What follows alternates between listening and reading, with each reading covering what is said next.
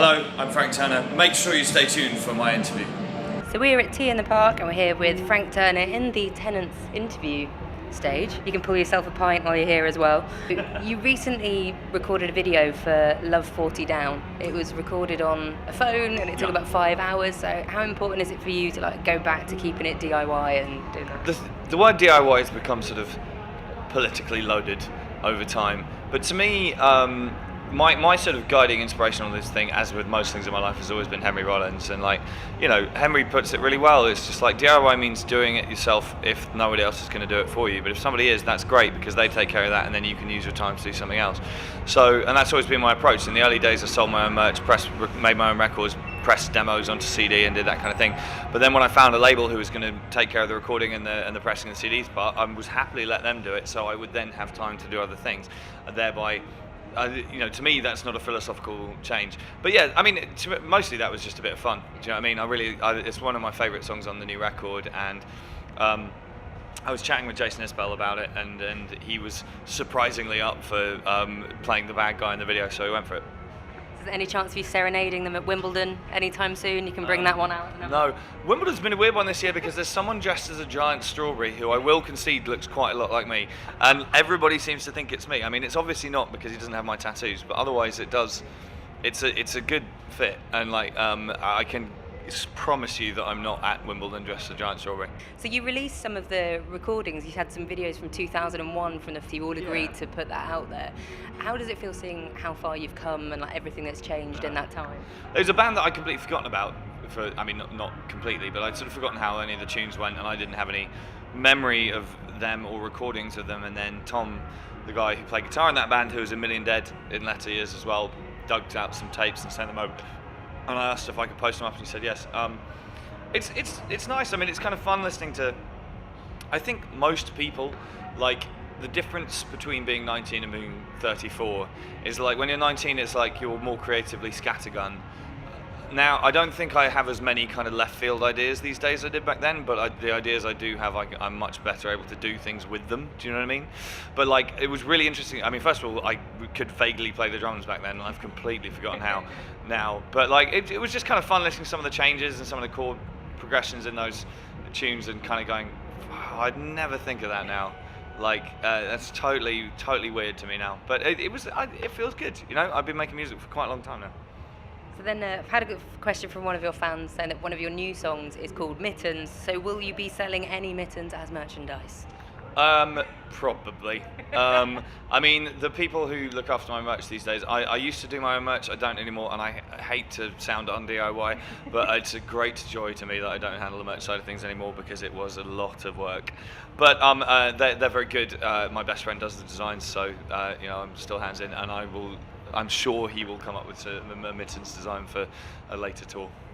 And then, so what is next for you? What are your plans for the next 12 months? I know sometimes it's hard to know what you're doing in 6 weeks, let alone 12 months, but what's going on with you? Well, the way that works for me, generally speaking, is my life is usually planned out about 2 years in advance at any given time, but how much of that I can recall immediately is a separate question.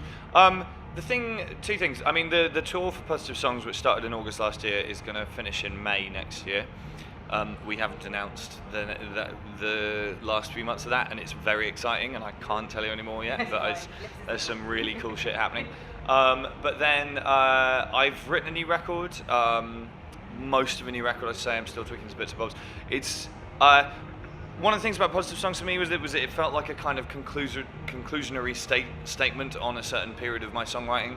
I'm not saying I'm about to become a drum and bass DJ per se, but I certainly feel liberated to move into virgin territory for me and do. I think it's important as an artist to do things that are uncomfortable and to do things you don't know how to do, and to change and evolve and try new things. So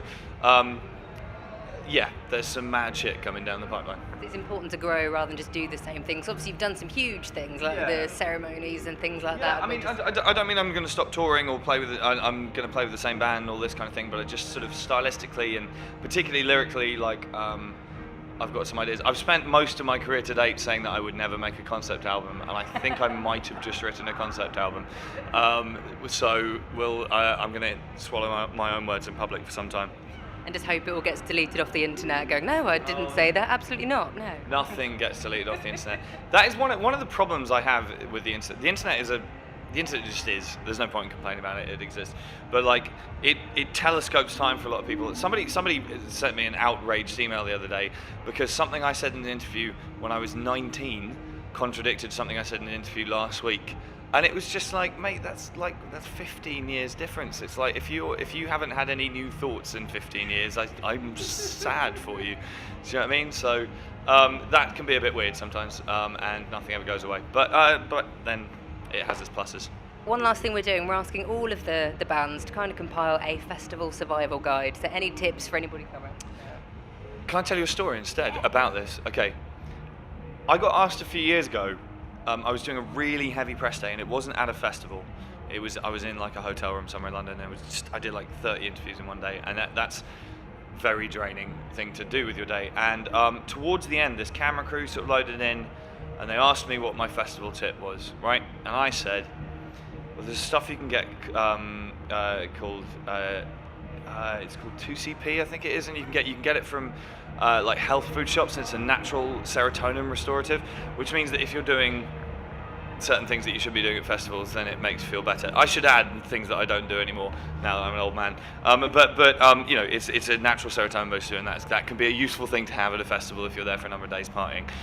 So I said this, and they filmed it, and they went cool, and they went out. And I found out sometime later that it was an interview for the television show Rastamouse, which is a children's TV show, and they fucking showed it as well. So in the middle of all these bands kind of going, bring wellies, bring toilet paper, and I was like, right, it's natural serotonin booster, right? And I just looked like a horrible, horrible, horrible waster, and it made me feel really quite bad. That's amazing. I don't think we're going to get any better answers than that this whole weekend. Tell children. Anyway, so here's my festival tip: bring wellies.